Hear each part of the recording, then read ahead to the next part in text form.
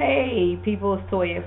I'm back. I'm back quickly, I know. But I have to tell you, I'm a little disappointed. And I'm a little disappointed because I just recorded this passionate, blog, and somehow in the coding it didn't transfer properly, so like half of it is frozen. And I hope that doesn't happen again. The problem is with re-recording is I'm never going to say it the same way twice. So now I have to figure out how to shorten it. In doing this, I'm learning. It's better for me to be brief than long-winded. So I'm changing up what I said before, and now I'm coming to making radical decisions. The reason why I chose gastric bypass is because I was at a point where a radical decision needed to be made. And so what I'm saying to you guys is, in life, we're always going to come to a place. The longer you live, the more of these you'll encounter. You may have to choose a radical intervention for yourself because the normal methods will not do.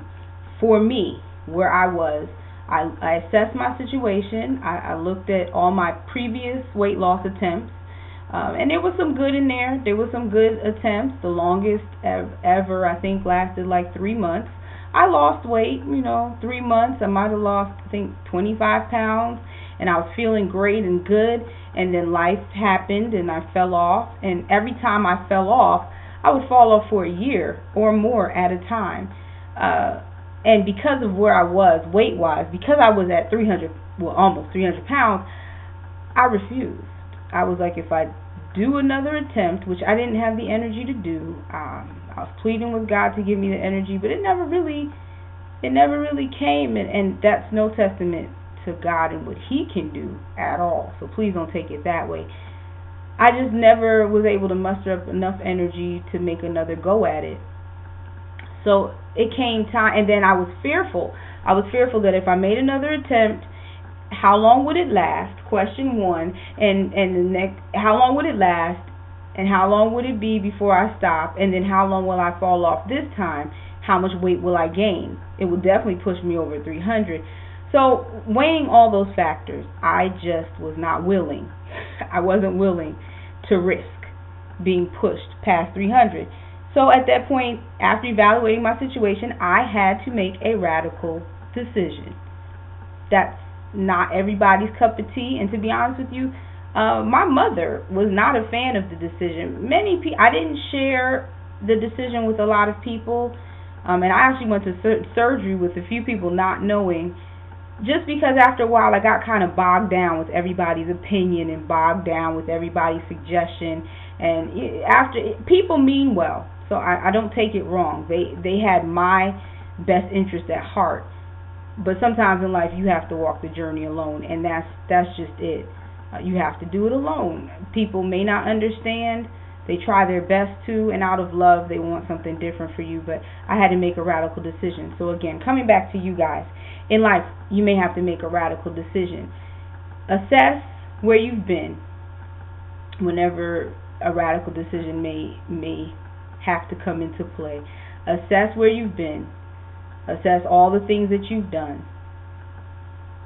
Assess how desperately you need this change, and then make your decision. Make your decision and move.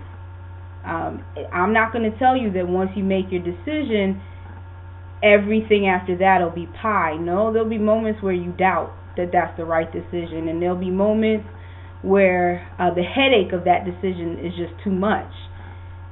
But if you keep the thing before God in prayer, for those of us who engage God in our daily decision-making skills, or for those who engage Him for the big stuff, you keep your issues before Him, and hopefully you'll know when He is okay with the plan, and then you move forward.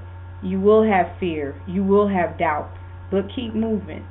This decision that I made, I was terrified. I have never slept in a hospital, much less having a procedure at this magnitude done.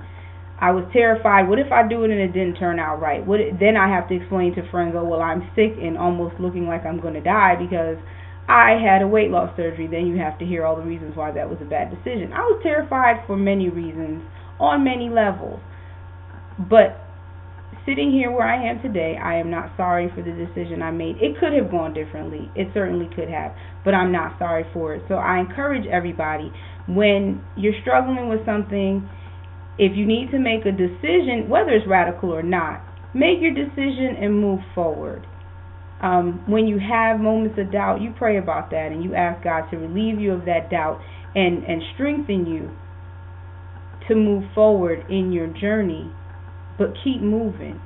Keep moving. Make that decision. It may be hard, and sometimes, unfortunately, we may have to make decisions where we don't have a lot of support. But the only support I always implore people to have is make sure that you and God are on the same page with it.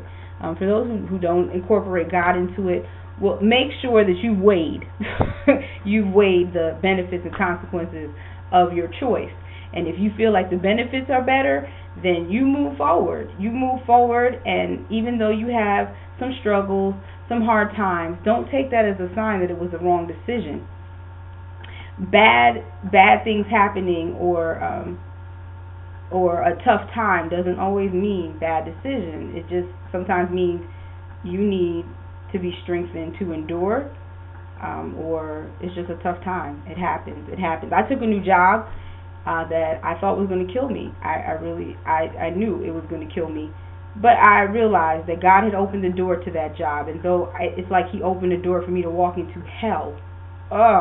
And I wanted to leave on several occasions, I knew He opened that door. So that meant I needed to stay and figure out a way. I had to cling to His unchanging hand, because there were many days I was very close to walking out on that job, very seriously, no jokes.